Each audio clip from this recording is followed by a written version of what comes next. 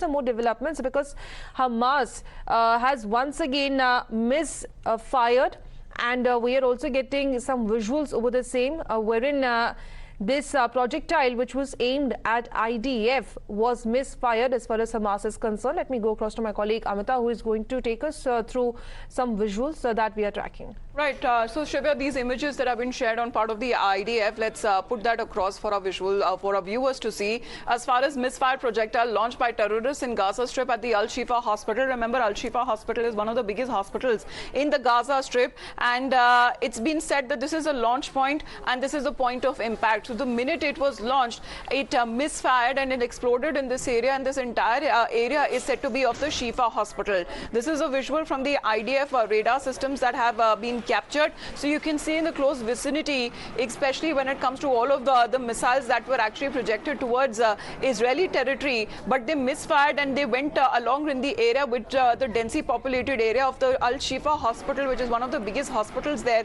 in the Gaza Strip. So this is not for the first time, Shivya, that is happening. It has happened before as well when it comes to such kind of targets and misfires that have taken place on part of the rocket launches that are launched by the Hamas terrorists. Right, and previously also such instance was being reported, wherein of course there was a blame game between Hamas and Israel.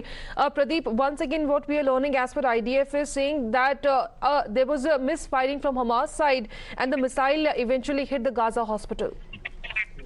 Yes, Amita rightly said this is not first time this thing has happened. Last time also we saw that few days back, one of the hospital was targeted. Initially they tried to put blame that time also on the idea, but after inspecting the where from the projectile had come, they came to know it was a Palestinian Jihad group that had fired that misfired that rocket, and it was that errant rocket that had hit the building. And this time again the same thing had happened. They were trying to target idea personnel. In the meantime, this projectile landed on the hospital building, and because of it there was an explosion. But this time again they tried to portray Israel Defense Forces in the bad light, because they're trying to tell the world that how they are targeting the innocent unarmed civilians in Gaza area.